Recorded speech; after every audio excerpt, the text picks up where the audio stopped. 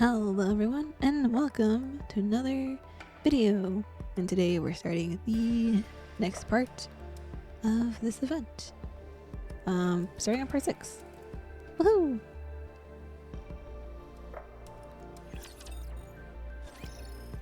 But apparently we're trapped. So I'm trapped. Yes. The code you just saw appears when expired access card is used. Can you open it with your card? I'm scheduled to be here until tomorrow morning. It's nearly impossible to alter the time period which you've been approved. Unless there are truly exponential circumstances. Merciless even keeps researchers on a short leash, huh? Yes. They do. Researchers must obtain approval to enter the deep sector and must adhere precisely to the authorized time frame. Those are the rules. So why is it so inflexible? For a very simple reason. This place contains many secrets. Nissalis doesn't give free rein to anyone who works down here. Not even the researchers? No. The company trusts no one.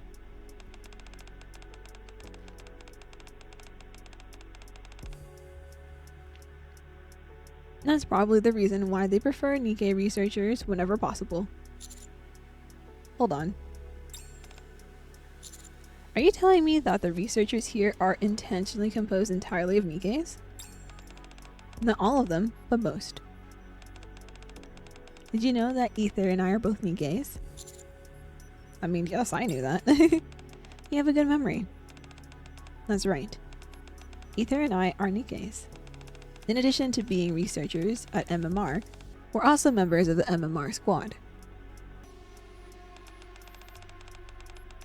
When humanity migrated to the Ark, do you know what non-combat NIKKEs were initially created? Preserving technology and art. To ensure that humanity's knowledge and creativity wouldn't vanish underground, it was embedded into the NIKKEs themselves.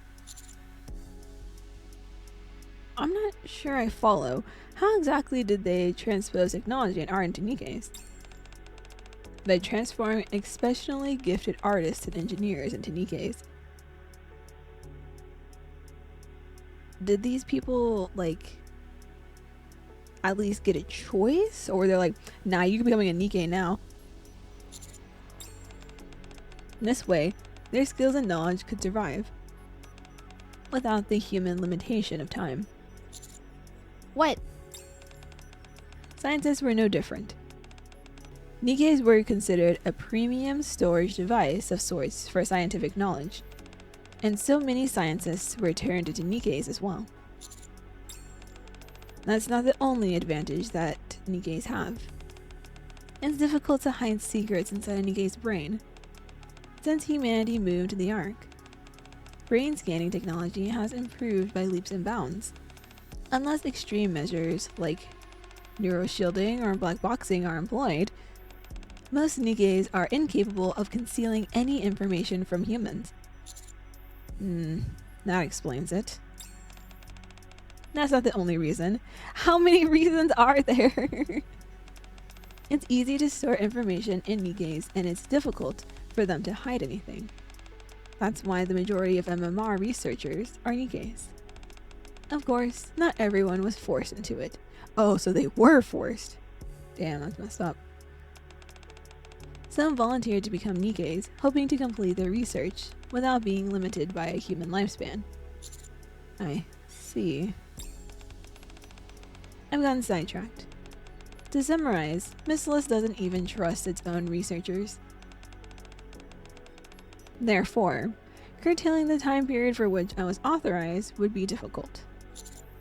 Got it. Thank you for understanding. We spent too much time talking. It's not prudent to stay here any longer. No, it's not prudent to stay here long. Let's look for another lab where we might get a signal. Okay, let's move. Man, that's messed up. They were forced? Damn. ブランがいるから頑張れます。なかなかやるな。運が良かったです。すぐに行こう。もっと鋭く。お姉ちゃんは私が守るから。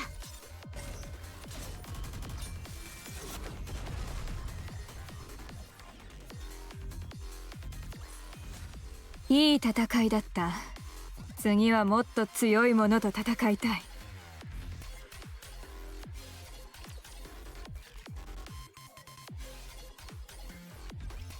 お姉ちゃんと一緒だから怖くありません。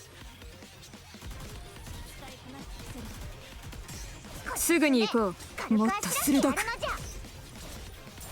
れ、これで。お姉ちゃんは私が守るから。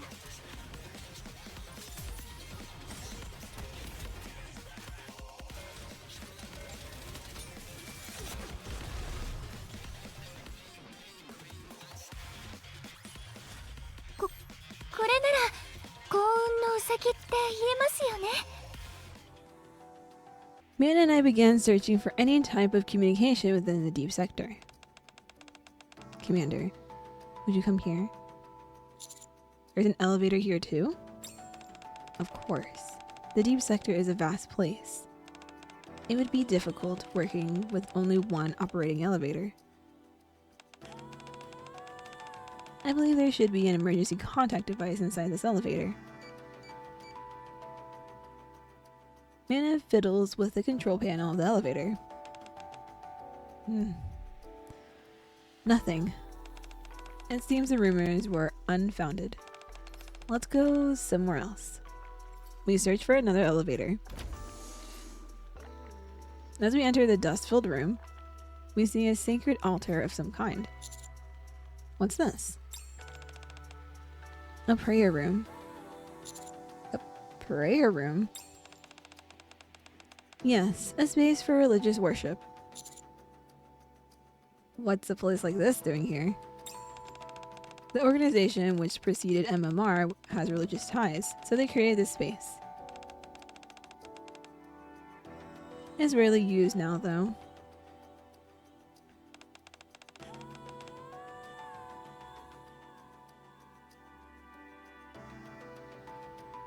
That might explain the dust. Mana begins to inspect the prayer room. Nothing here either. Let's keep moving. Alright. We leave the prayer room.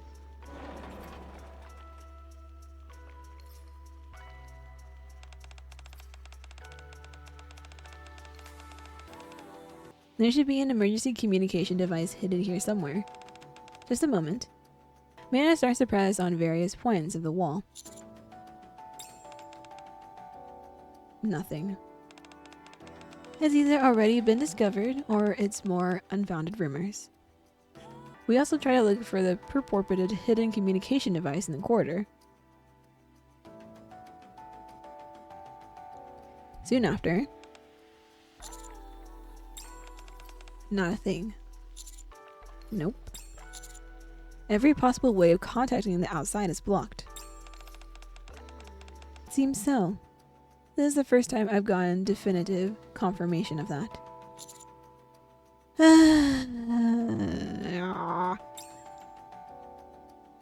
Feeling slightly dizzy, I lean against the wall. Are you alright, Commander? No, I'm just returning into a puzzle. Puzzle? No, I'm just returning to a puddle for no reason. No reason at all. Come to think of it, you've looked a bit pale for a while now. Is something wrong? I'm just a little tired is all. Don't worry about it. Right now, we need to look for a way out. That's true, but... should I ask another lab? What is it? There's one place we haven't checked yet. If they haven't removed all the equipment, there might still be a communication device there. Well, let's go. What are we waiting for? Let's go. Follow me.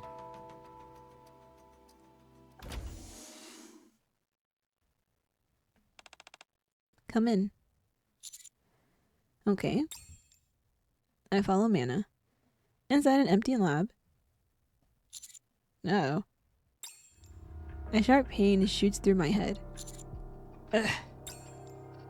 The nausea is even more intense than before. While trying to ignore my splitting migraine, I once again look ahead. A small tank stands before us in the otherwise empty lab, as if an experiment had been halted midway. For some reason, I'm getting a sense of deja vu. I mean, Ether does call us number 7. The tank, filled with a liquid of some kind, seems like it once held something else inside. Controlling my breathing, I turn my gaze to the space behind the tank. There's an empty desk. Similar to the tank, it feels like there was once a plethora of materials on it, which are now gone. Mana? Yes. What is this place? A lab that's fallen into disuse. Someone I knew used to work here. Knowing her, she may have left behind a communication device to contact the upper levels. Yeah? You know her. The two of us lock eyes. Commander, are you okay? You look worse than before. Are you sure it's just exhaustion? Actually, I don't feel so good. When did it start? Since I entered the deep sector. That was a long time ago. Why didn't you tell me earlier? I'm sorry. I was able to manage it for a while. But the headache's gotten unbearable since we got into this room. This particular lab, you mean? Yeah.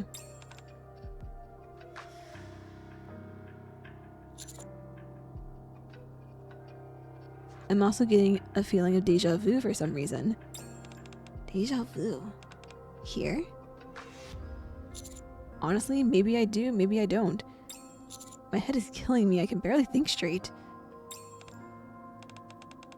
Rest here for a moment. I'll look for the communication device myself. Alright. Mana quickly runs inside the lab.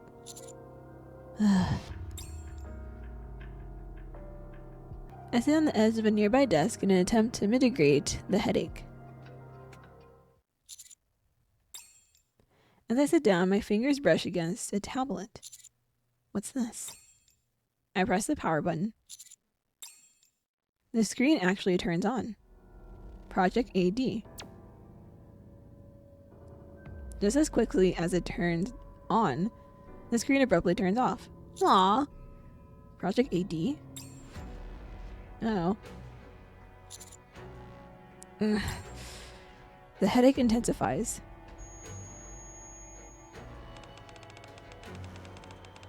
Enhancing the human body through technological advancement. A new purpose. Ugh. The pain becomes unbearable and everything goes black. No, Commander! デッキ発見。攻撃します。いい流れですね。もっと鋭く。なかなかやるな。リロード。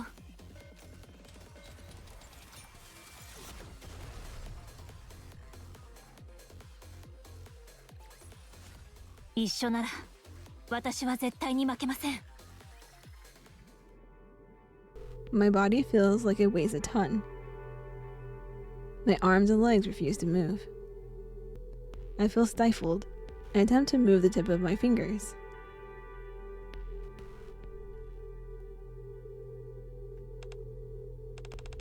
Subject is moving. I can hear a familiar voice. Another familiar voice can be heard. Is he one of the subjects of the project? Yes. I open my eyelids with a crack. Ether, will you have the results for this subject soon? Most likely. The deadline is approaching. Mina looks in my direction.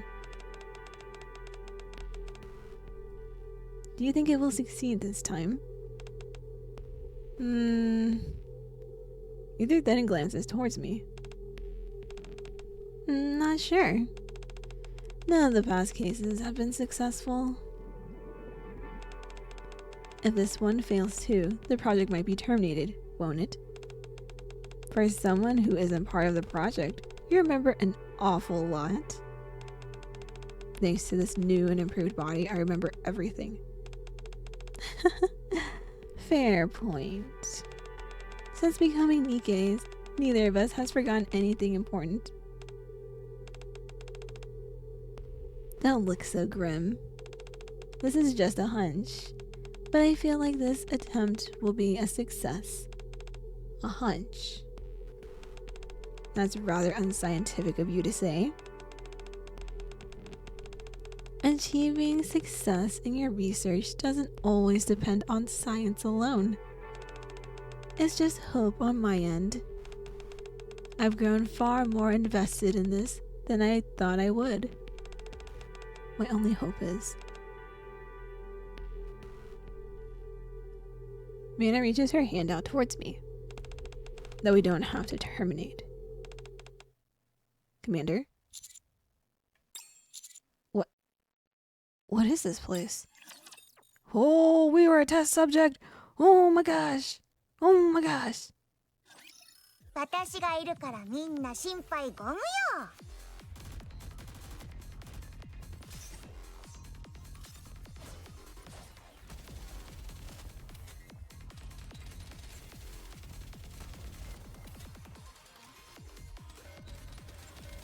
すぐに行こう。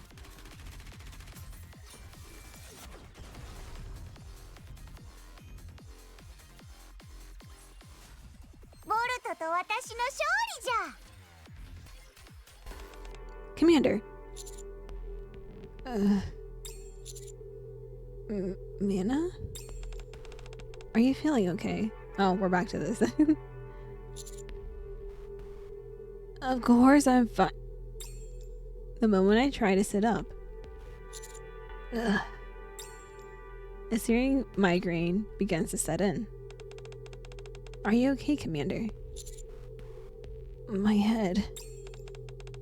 Take a deep breath. I follow Mana's advice. Now slowly exhale. I exhale slowly. After repeating this several times, my head feels slightly less painful. Are you feeling better now? Yeah, thanks.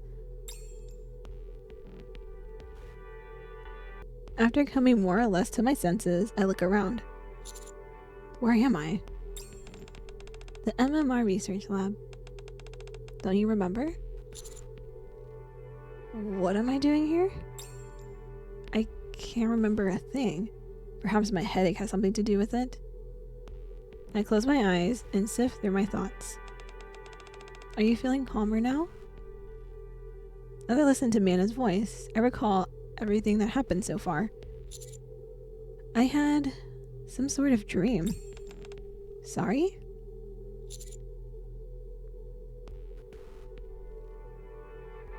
There were bubbles. Bubbles. Did you dream about drowning? I was underwater, and you and Ether were above me, staring down. Sorry?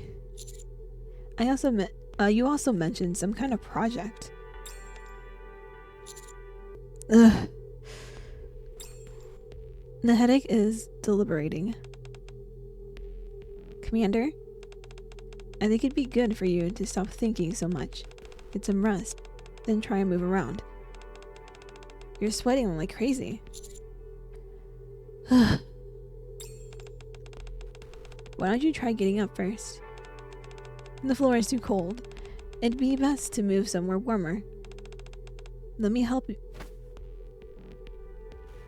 I grab a hold of Mana's arm. I have something to ask. Yes? Have we met before? No, how you gonna dodge that, Mana? Haha. Wait, no, お you 姉ちゃんと know. 一緒だから怖くありません。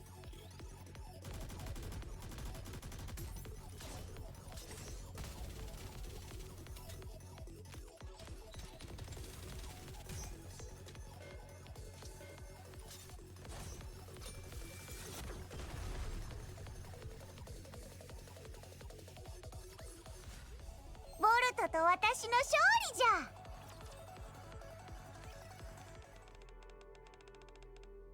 What do you mean? I don't understand.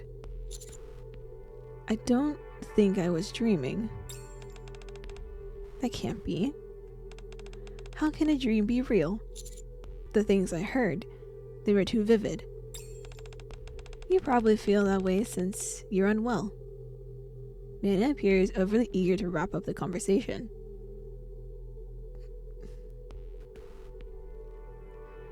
She seems to be hiding something. But what could it be?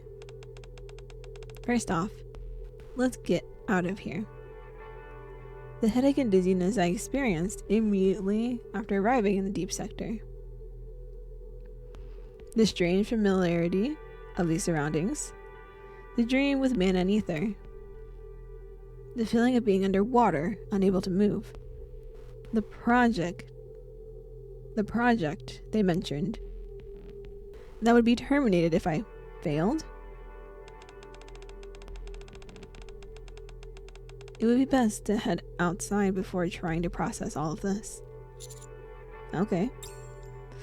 As I stand up to follow Mana, my fingertips bump into a tablet. I saw something on this tablet before I collapsed. What was it? Why don't you rest in the prayer room? I'll search on my own for some way to reach the outside. I look around again. Before me is a tank filled with liquid, big enough to fit a person.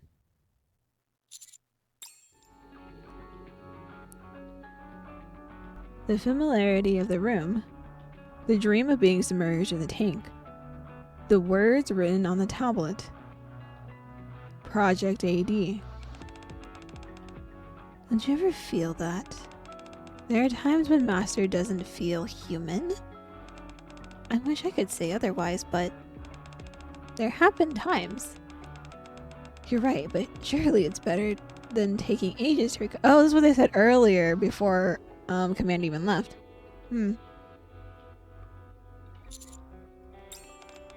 Commander, there's something wrong.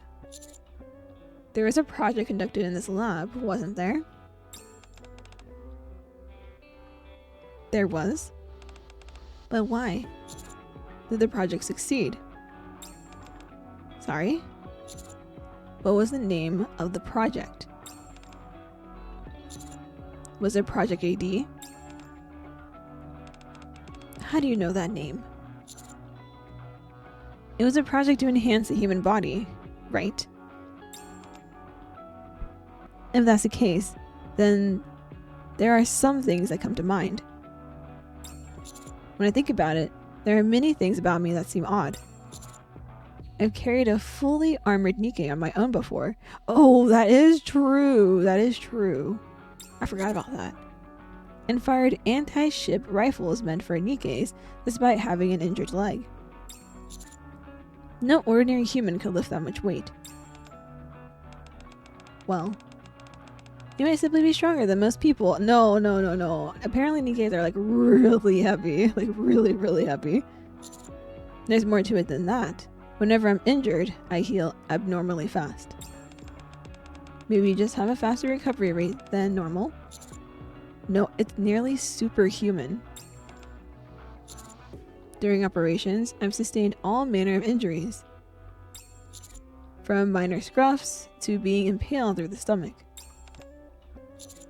Despite sustaining what should be fatal injuries, I've always survived. In fact, the amount of time I require to heal has steadily decreased over time. I see. No one with any sense could call that normal. You're right. It's certainly unusual. But it's not out of the realm of possibility for there to be someone in this world naturally born with exceptional strength and recovery. Things are only strange if you think they are. No, some things are just strange. If you view things as normal, then they're not so strange anymore. Well, I mean, I guess that's true. Some things that are normal for other people aren't normal for others, so that do be true. So don't think of it as anything unusual. I recognize this place. Sorry? Don't you find that odd? That I'm somehow familiar with the inner recess of MMR, despite purportedly having never been here? What do you have to say about that, Mana? Or am I just overthinking that as well? I'm sorry. You can ask me all the questions you want, but I can't answer any of them. Not even one? No. I can't tell you anything. So, please stop. Then answer me just this one thing and I'll stop. Yes. Am I human? That... A hand shoots out from behind Mana and covers her mouth. Shh. That's enough questions. She looks kind of like Suyeon, but older.